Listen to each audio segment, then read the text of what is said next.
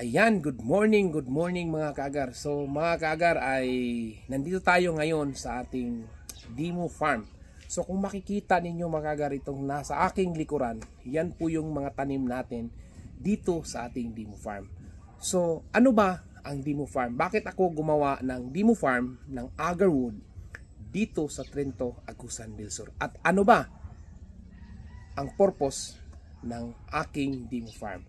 So, explain ko sa inyo mga kagar, isa-isa kung ano ang dahilan kung bakit ako ay gumawa ng Dimo Farm. So, bakit ko ginawa ang Dimo Farm?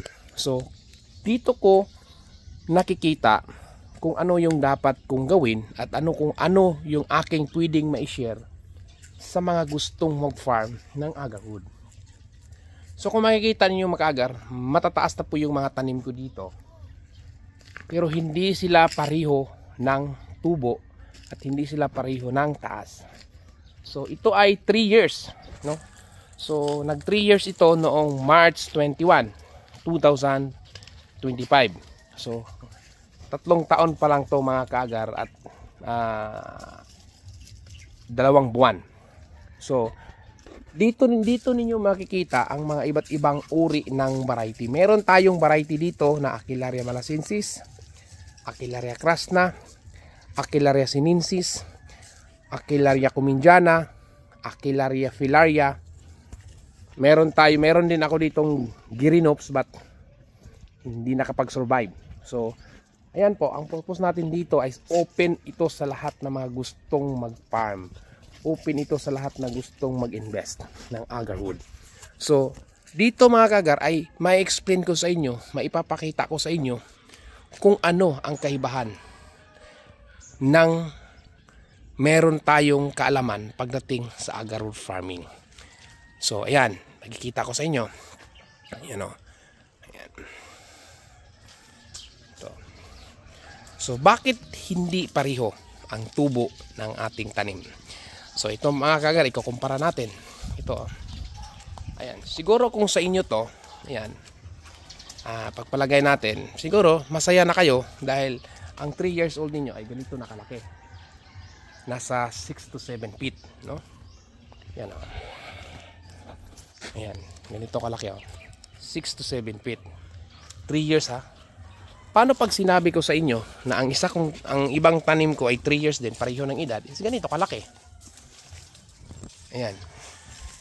Ganito kataas. Ayan, ganito karami. Ayan, kung makikita nyo, ayan. Ito, ganito. Mostly mga kaagar sa mga nakapunta dito sa aking Dimo Farm, hindi nila akalain na itong ibang puno ko at yung mga maliliit na puno ko ay pareho lang ng edad. Kasi sabi nila, sir, yung ibang puno ko, yung mga farm, yung tanim namin, mostly ganyan kalaki. Kunti lang yung ganito kalaki. Kaya ginawa ko tong Dimo Farm para sa lahat ng bumisita dito ay ma-explain ko kung ano yung nasa actual, hindi yung nababasa lang in Google, no? At saka dito ninyo makikita ang tinatawag natin na yung natural wounded na magkakaroon ng resulta yan, no? So ito in pruning method lang mga kaagar. So meron tayong nag-inoculation tayo, meron din tayong hindi ginamitan ng inoculation. Kung baga, nakikita natin na hindi mo kailangan madaliin yung puno. No, hayaan natin siyang nasa tamang edad bago tayo mag-i-inoculation. Kasi lahat naman ng plantation, lahat naman ng may-ari ng plantation is gustong kumita, di ba?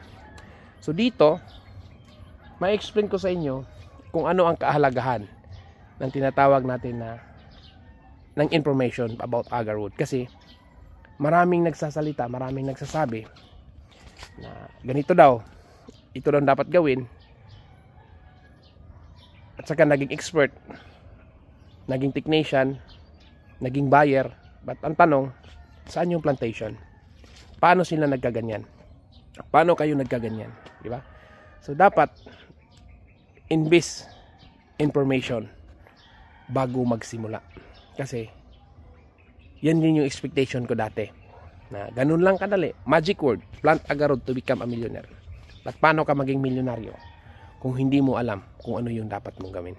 So sa mga gustong pumunta dito sa aking Dimo Farm sa Trinto, Agusan del Sur, 24/7 open po itong aking Dimo Farm. So yan lang muna. Sa mga gustong pumunta, pwede nyo akong tawagan.